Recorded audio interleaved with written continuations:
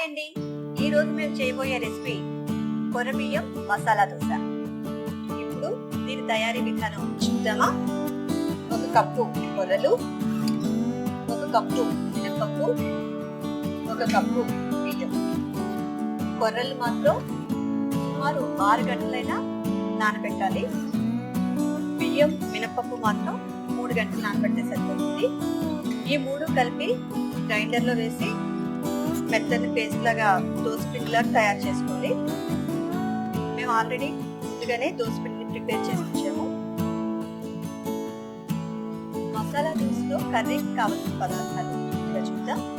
1/2 spoon ఆవాలు, 1/2 spoon జీలకర్ర, 1/2 spoon శనగపప్పు, 1/2 స్పూను మినపప్పు, సన్నగా తరిగి పెట్టుకున్న ఉల్లిపాయ ముక్కలు, 2-3 పచ్చిమిర్చి ముక్కలు, కొంచెం బఠానీలు, 1/2 స్పూన్ అల్లం వెల్లుల్లి పేస్ట్, సగం కప్పు క్యారెట్. ఈ బంగాళదుంపలను ముందుగానే ఉడికించుకొని తొక్క తీసేసి దాన్ని బాగా మ్యాష్ చేసుకుని ఈ విధంగా ఉంచుకోండి. చిటికెడు పసుపు, రుచికి తగినంత ఉప్పు. ముందుగా మసాలా కర్రీని ఏ విధంగా చేయాలో చూద్దాం. స్టవ్ వెలిగించి బాండలు పెట్టుకొని ఒక 4 స్పూన్ల ఆయిల్ వేసుకొని ఆయిల్ హీట్ అయ్యాక ఆవాలు, జీలకర్ర, పచ్చిశనగపప్పు, పప్పు వేసి వేగనివ్వాలి. పోపు వేగిన తర్వాత ముందుగా తరిగి ఉంచుకున్న ఉల్లిపాయ ముక్కల్ని వేయాలి. సన్నగా తరిగి పెట్టుకున్న పచ్చిమిర్చి ముక్కలు, 1/2 స్పూన్ అల్లం వెల్లుల్లి పేస్ట్ వేసుకొని దోరగా వేయించుకోవాలి.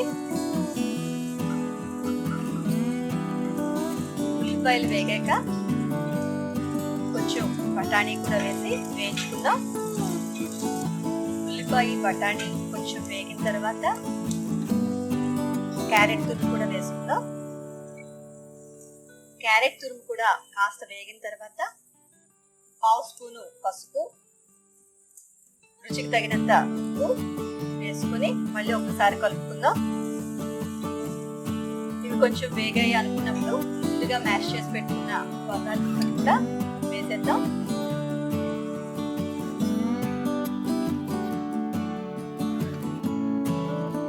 బంగాళదుంపలు వేసి బాగా కలిసిన తర్వాత పెట్టి ఒక 7 నిమిషాల పాటు మగ్గనిద్దాం. అయితే ఒకసారి మధ్యలో మూత తీసి చూద్దాం. కొంచెం కూర డ్రైగా అనిపిస్తుంది. మీకు తెలుస్తుంది కదా కన్సిస్టెన్సీ ఎలా ఉంటే బాగుంటుందో. ఇప్పుడు మేము జస్ట్ 1/2 కప్ మాత్రమే వేస్తాం. ఒక 2-3 నిమిషాల పాటు మగ్గిద్దాం. మళ్ళీ మూత పెట్టేద్దాం. ఒకసారి మూత తీసి చూద్దామండి కూర ఎంతవరకు వచ్చిందో. కొంచెం కొత్తిమీరతో గార్నిష్ చేసుకుంటే కూర రెడీ అయిపోయింది. దోశ పోసుకునే తవ్వని స్టవ్ మీద పెట్టుకుందాం. తవ్వ వేడైన తర్వాత కొంచెం ఆయిల్ వేసి అట్ల కాడతోని బాగా రుద్దిన తర్వాత దోశ పిండి తీసుకుని దోశలాగా పలుచగా పోసుకోవాలి.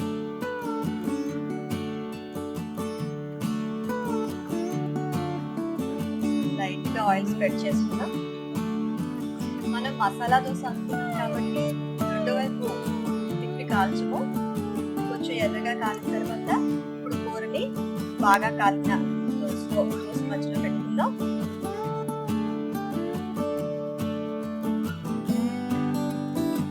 చక్కగా దోశ కాలింది. దోశ మడుచుకుని తీసేద్దాం. ఇంతేనండి, కొర్ర బియ్యం మసాలా దోశ రెడీ. మీరు కూడా ట్రై చేయండి. కొర్రలంటే పోషకాల గని అని చెప్పొచ్చండి. ఇవి తినడం వల్ల వంట నిండడంతో పాటు అన్ని సులభంగా జీర్ణమై వివిధ రకాల పోషకాలు శరీరానికి అందుతాయి.